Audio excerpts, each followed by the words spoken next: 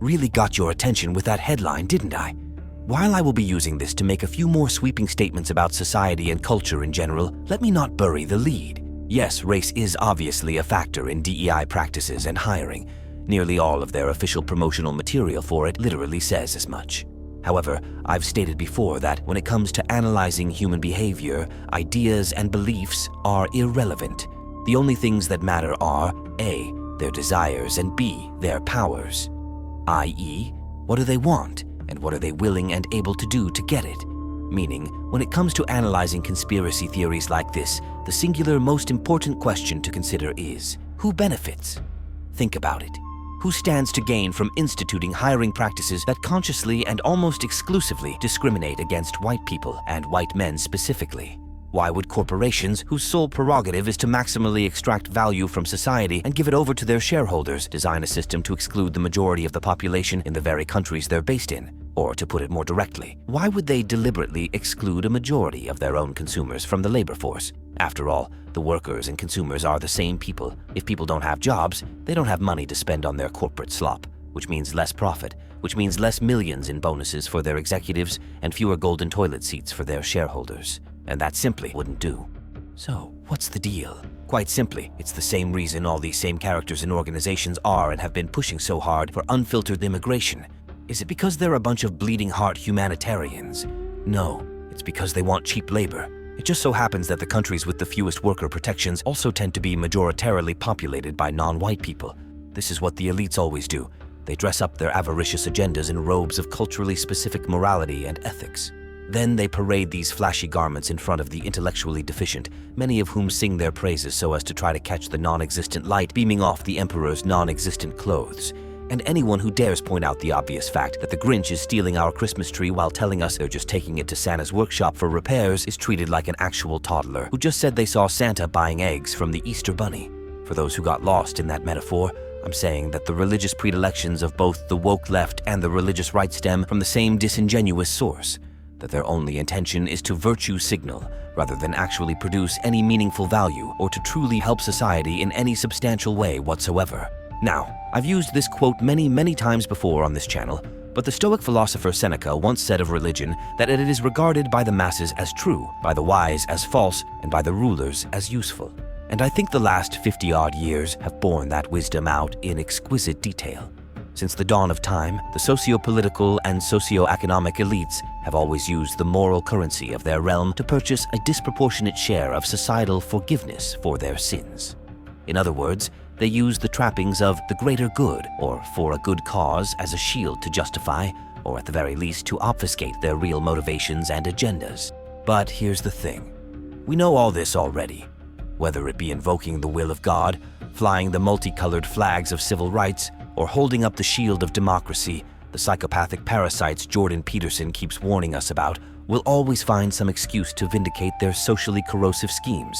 This is hardly news to anyone who doesn't get their reality with an artery-clogging dose of government syrup. However, what is less often spoken about, but equally essential in the dissolution of society's fundamental structure, are the legions of moral and psychic vampires who grasp at whatever straws the rulers dangle before them in order to claim their measly portion of moral supremacy. In essence, these are the people who devote themselves to a cause or to a group or an ideology, not out of any sincere conviction or profound belief in serving a cause outside of themselves, but for the sheer parasitic volition of being able to claim moral supremacy for the sheer fact of their association with said distinguished avatar of moral goodness. This is why the religious fundamentalists ardently insist that morality cannot possibly exist without God. That is, unless a magical anthropomorphic immortal exists in some capacity beyond our human comprehension to invent the concept. The real truth, in my own humble estimation, is that they need this to be true, since their whole personal identity is predicated on the axiomatic formula that if God created morality, then God is good by definition, and ergo belief in and/or affiliation with God is also good by definition, and therefore I am a good person because I believe in God, which conveniently absolves me of having to A, actually think about what any of those words actually means in a reality-based context, and B, actually having to put in any work to develop myself or my character to actually fit any functional definitions of good. The same circular logic holds for the woke left also, only instead of their saying, I'm a good person because I believe in God. It's I'm a good person because I hate Donald Trump. In case it wasn't already clear enough, let me spell it out in the fewest words I possibly can. The people who trumpet loudest about virtue only really care about virtue signaling, about appearing holier than thou, about building media franchises off of their superior moral capital, and hence about feeding their own insubstantial, anemic, and often in some ways impotent egos. I've also said it before that good and evil do not exist in the cosmological sense, just as how there is no such thing as your true self, as you are an ever-evolving, ever-advancing, ever-shifting matrix of inputs and relays conglomerated around what is essentially a convoluted nutrient tube. Moreover, I say that there is no such thing as morality in nature, that there are only choices and consequences, and that whether any of these are good or bad depends on who benefits and how big of a megaphone they have. The reason I phrase it this way is because I want to inoculate you against the delusion that people are these incorporeal, luminous beings of abstract composition who act in accordance with the topography of some hypertextual plane of reality. The hard, honest truth of our situation is that we are, all of us, a species of limited, fragile, short-sighted, self-interested, emotionally driven animals.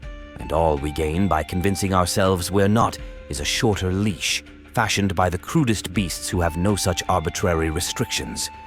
I just got done speaking to someone in the comments of my recent video on why utopias are and will always be a fantastical pipe dream, which was actually my impetus for writing this particular script.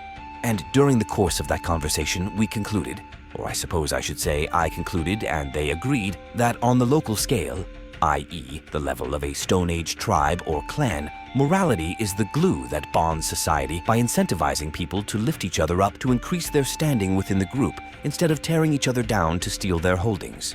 But as you scale society up, as the bonds between man and man become less personal and more strictly transactional, the effects of morality, or at least of moral dogma, becomes inverted, creating a negative incentive that holds the actually good people down while enabling the psychopaths who don't care how they're perceived to get ahead. To use my own words from before, and for context, they had just asked about whether success in our current social order is more due to luck or skill.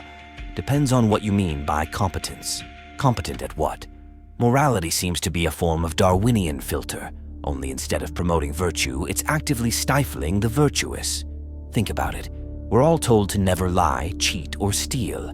But in an impersonal system, meaning one that's far removed from the tight-knit tribal community, those who do those things anyway, and are skilled enough to not get caught, are the ones who rise to the top because they're free to move in ways the rest of us can't, and that many people struggle to even understand are possible. It's sort of like professional poker. A few people who understand the game on a technical level and are good at playing it just dog-walking the casual scrubs who don't or aren't. It never fails to amuse me whenever I hear these same moral busybodies preening over some superficial pop-cultural non-sequitur or other, always asking the same stupid rhetorical questions like, oh, how come nobody cares about their country anymore? The only thing I can say in reply is, why should they? What's in it for them? It's like asking why a wolf doesn't concern itself about the harmony of the forest. The simple, honest answer is, why would it? Even if it had the mental capacity to comprehend such things, what would it gain by lamenting the state of the trees? It can't eat bark or leaves, so why would it spend its time and cognitive resources contemplating the stability of the water table, the brightness of the sun, or the arability of the soil? And even if it did somehow develop the capacity, and somehow made up an arcane reason for giving a shit, what good would that do? What power does a single animal have to meaningfully alter the foundational structure of the environment? This is why evolution restricts its day-to-day concerns to finding food, water, shelter, and in the case of males, securing territory and mates. And this is the typical MO for the average human being also. To be clear, this is not me saying that we shouldn't care about the broader health of our environment or fellow man, nor should it in any way be construed as my passing judgment on or looking down my nose at people for acting on environmental incentives in accordance with their natural instincts.